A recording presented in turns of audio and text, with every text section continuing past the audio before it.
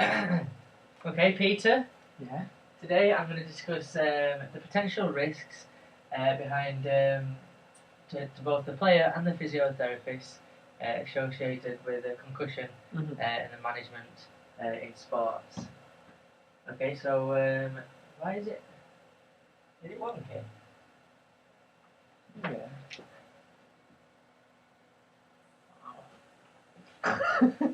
You know.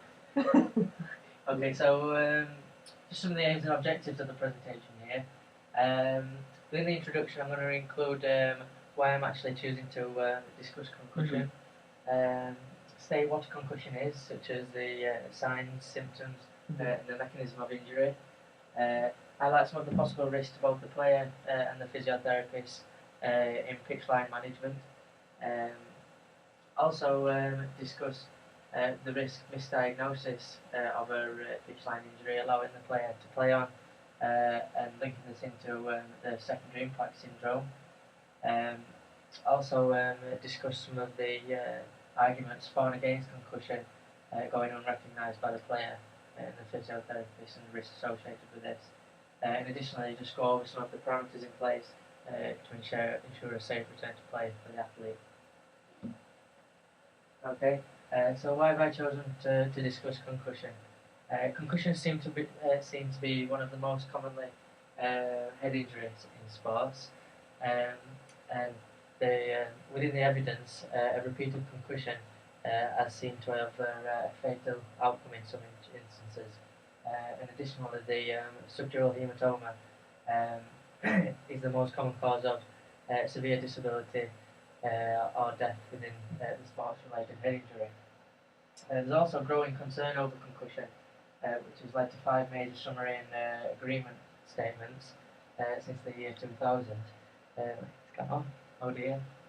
No, he's looking. Is it? I don't like it. Is that powerful? Okay. Keep going.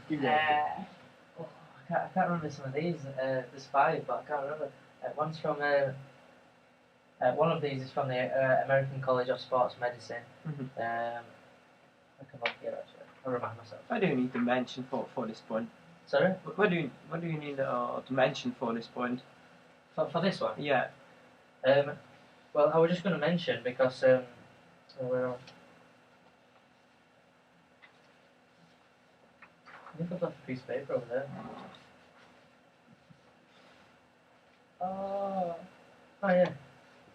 I've lost one.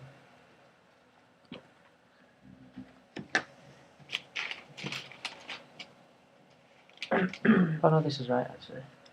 Well, I'm going to mention because there's a growing concern over concussion, which has led to 5 major summary and agreement statements. So, do you know, like papers, like there's like big conferences around, like international conferences, which discuss concussion. So I'm just saying that it's like a big concern, and like I don't know, a lot of people are aware of it, trying to be like. So, oh yeah, it says here. Yeah, it's a significant point. Yeah, because it's one's by the National Athletic Trainers Association. So okay, so the first one was by the National Athletic Trainers Association. There is a second one by the American College of Sports Medicine, and 3 of these major summaries are by the International Conference of Concussion in Sports, and these.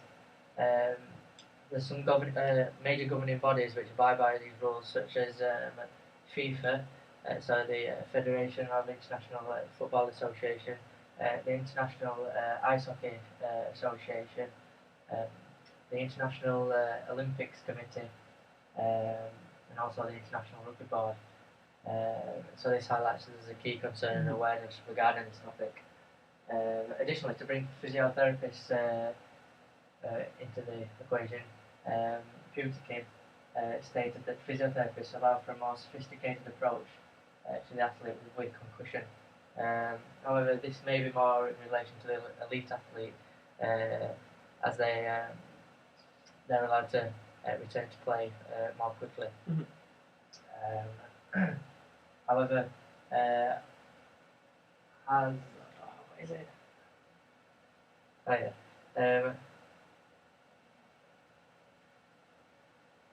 Right.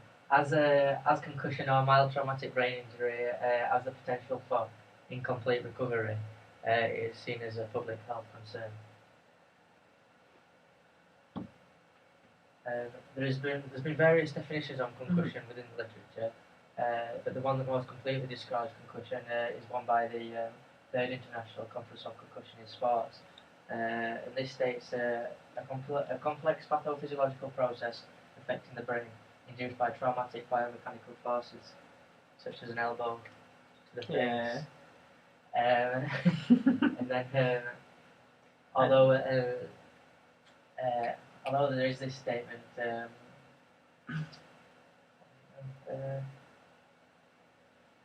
however, all definitions so far have been not adequately incorporated for post-concussive symptoms.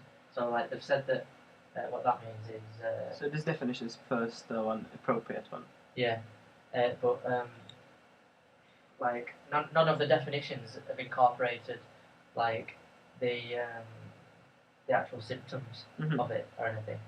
But that doesn't matter anyway. But, yeah.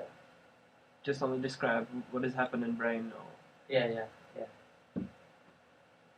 Okay, so just to touch on some of the clinical features of a concussion, we have here headache or lightheadedness, feeling like you're in a fog, your brain is all like fuzzy. However, there is some controversy over this definition because in American footballers, they say that after practice it's sometimes normal to have a little bit of a headache. So some people say that this might be a post-traumatic phenomenon or actually a subconcussive event. However, some literature states that a headache is always a concussion because it's a transient alteration in mental status. Thank you. That's like. Oh. Yeah. Additionally, some other signs and symptoms of concussion are lability. I don't even know what that word means. I don't know what that means. Really? No. So lability, amnesia, irritability, or personality changes. I think someone's waiting to come in. Do they want to come in? No. Keep going. I can't remember now. Oh, shit.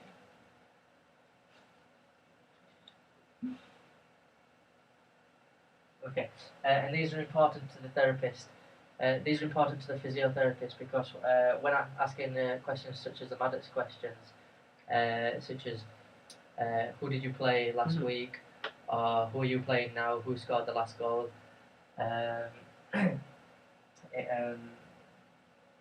it gives a key indication of a concussion, and if failure to answer these questions correctly would rule them out of the game completely, and would indicate short-term memory loss.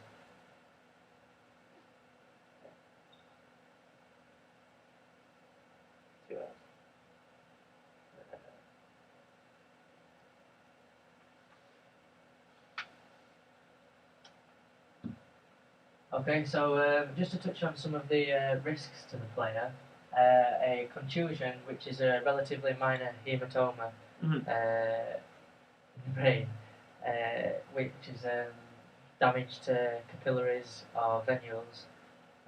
Also a misdiagnosis by the physiotherapist allowing the player to play on. This may lead to the second impact syndrome, so before the symptoms of a first concussion have subsided, the player receives a second impact, a long-term neurocognitive impact. This may occur in a player who's more susceptible to head injuries, maybe a goalie or something like that. If they've had numerous concussions, you may find that they're taking longer to recover to reach back to their normal level. A subdural hematoma and also concussions going unrecognised either by the player or the physiotherapist.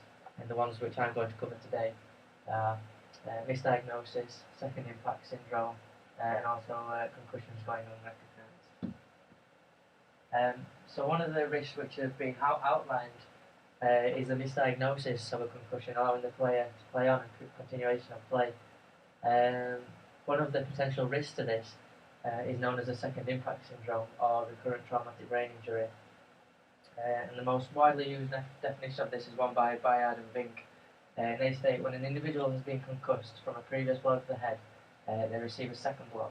And it suggests that the neurological sequel may be magnified.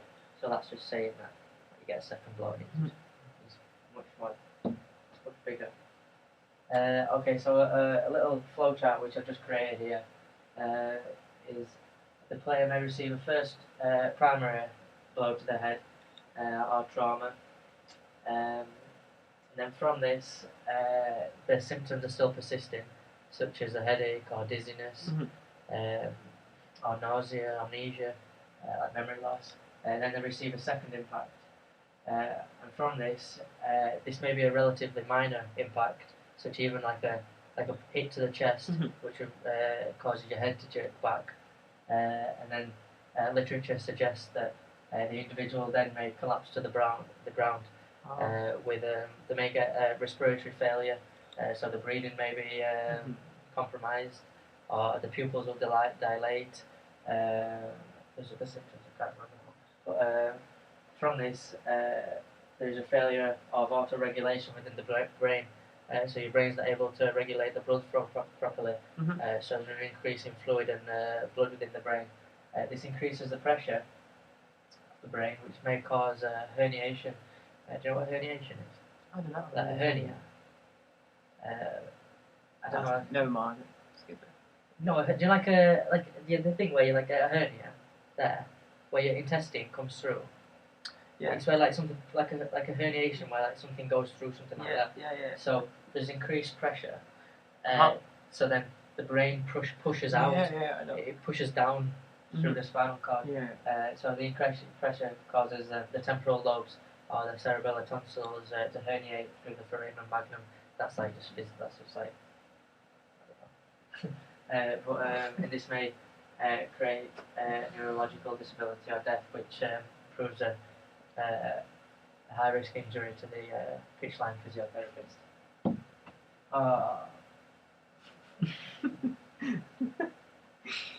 And just a little bit of evidence supporting secondary impact syndrome. In 2006, Murray et al. Conducted a study aiming to investigate repetitive head injury and the physiology behind. He aimed to investigate repetitive head injury and the physiology behind. What is it? The researchers' main aims were to investigate repetitive head injury and the pathophysiology behind head injury in relation to sports. In 2006, Murray et al. Aimed to support the theory of secondary impact syndrome and aimed to investigate repetitive head injury and the pathophysiology behind head injury in relation to sports. He found that 8 out of 18 of the subjects had a subdural hematoma associated with swelling within the brain, and he diagnosed this via CT scanning.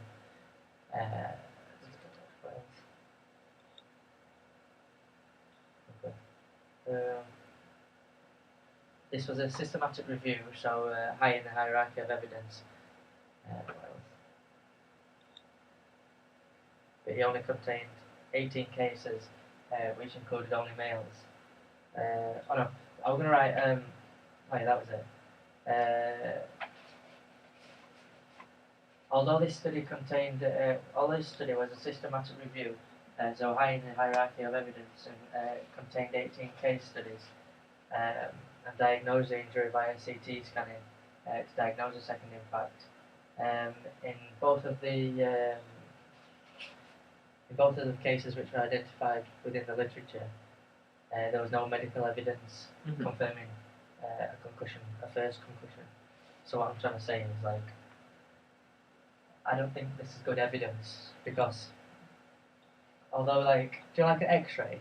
He used a scan on the brain to Mhm. see what had happened, but what he didn't do was, um, there were no diagnosis of a first concussion. Mhm. The first concussion was never diagnosed, so it was just the, Just on a second thought. yeah. There was no second concussion really. Well, that was the first one. Yeah. And that's it. Well, I've got some more, but like I haven't learnt that yet. But this is it. Yeah. When in doubt, sit them out. Cool.